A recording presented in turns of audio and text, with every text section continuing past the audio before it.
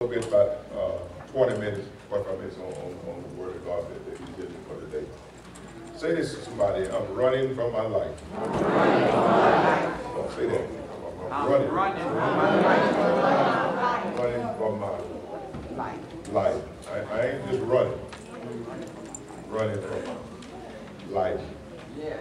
Amen. So I'm going to talk just a little bit. I want to show you something in this message today. A few things you always like to open up.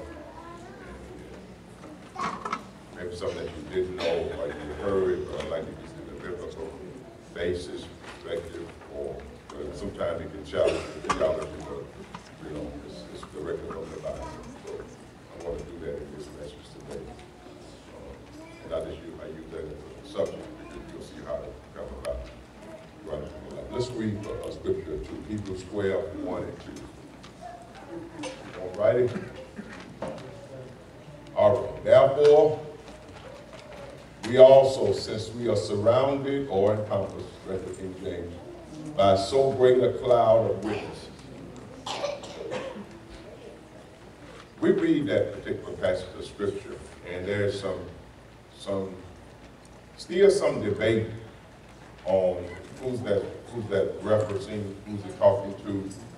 And you all know me by now. I'm not afraid to deal with stuff, issues, even if it's not something that is popular that we teach. That's where let them you know, the kids gonna be in today, just let them know. We keep the doors so they won't get out there by the big grill. Let them wander today inside. Let them just have a good time. Amen.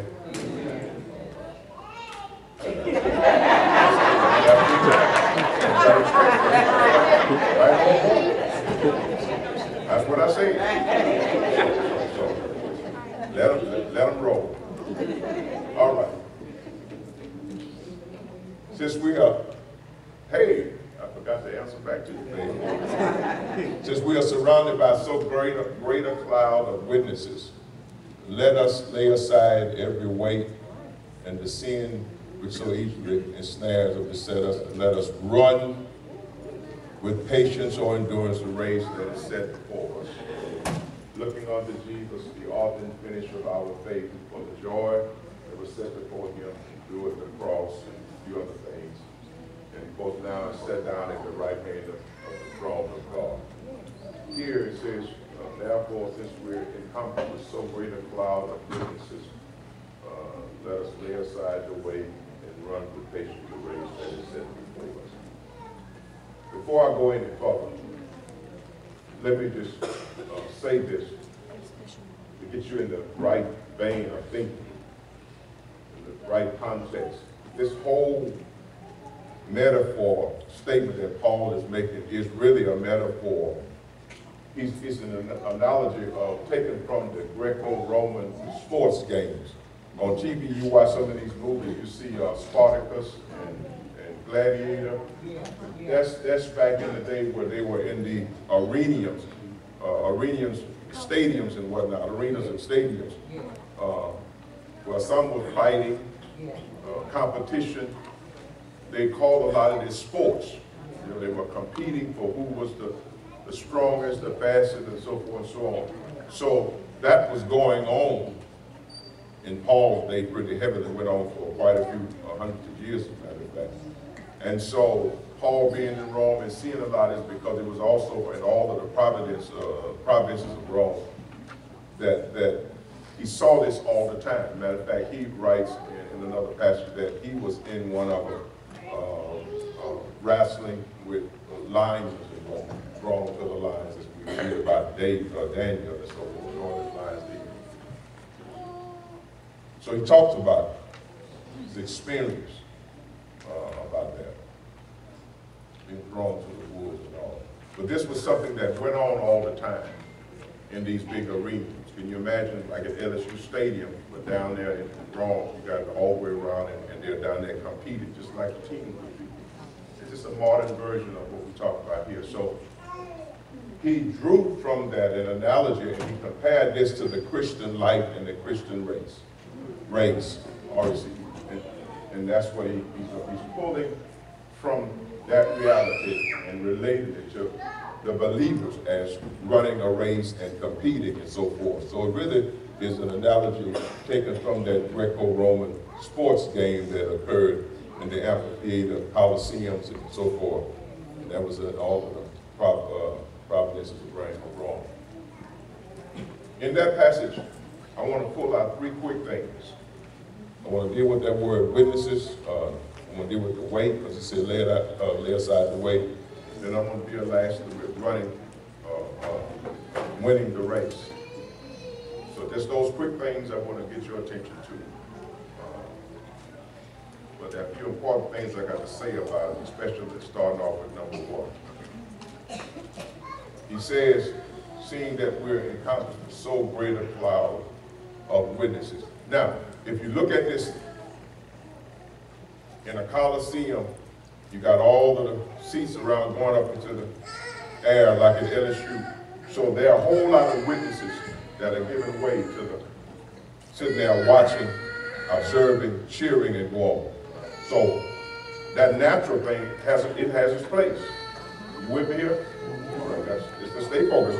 It's okay. Just stay focused with me now. It has its place because those people are giving witness, cheering for their individual or their team.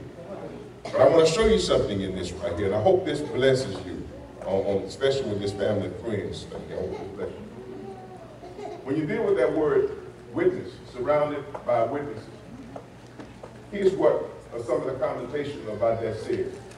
That the great cloud, look what he described these witnesses, as the great cloud of the faithful. You see that? The great cloud of the faithful who offer the Christian community motivation in its current struggle.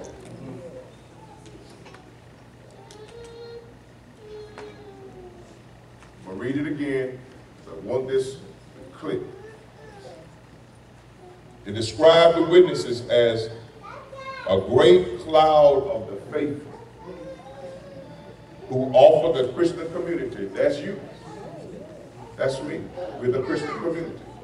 So these, whoever they are, they offer the Christian community motivation in its current struggle. Whatever you're going through now. These witnesses offering motivation to you in your current struggle. Just got to get that in because I got to get you thinking a certain way. So, when it goes on to talk about them, it said, those who have already tried. So the witnesses are not only those who are the faithful offering the Christian community motivation in their current struggle. We just read. Those witnesses are those who have already triumphed. All right. So it names some of them as heroes, sheroes, champions. Here it is right here. It is making reference to saints both in heaven and in earth. Now that kind of challenges some of our doctrine there, because you know what you're saying? Well, we read in Ephesians that God is a God we are part of the family of those who are in heaven and earth. In the presence of God, it's not just one family, the earth. When you talk about the family of God, it includes those in heaven and in earth.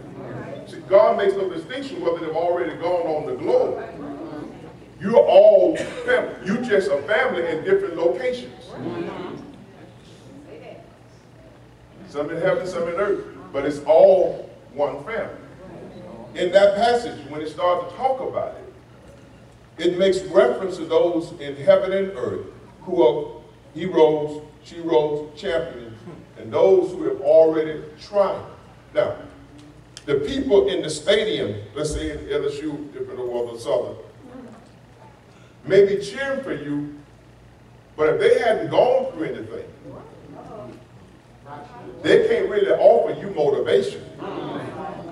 They can, to some degree, support what you're doing, But they don't, we can watch a game that we don't know nothing about.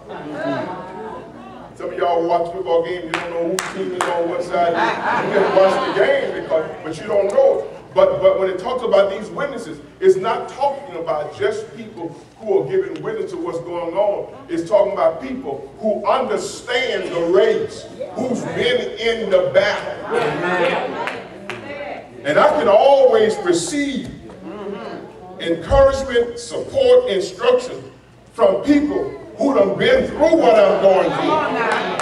Because you don't make light of the situation. Now, I'm not saying that you can't, you know, somebody can instruct you who had experience. But a person who's experienced, their whole language is different. And you can feel the power of their encouragement. Because it's not just that I'm empathetic of your situation. I sympathize because I know what it feels like. And that's another whole level of conversation. Here in this passage, it's making reference to those who identify with the current struggle and know what it is. Brace yourself, because we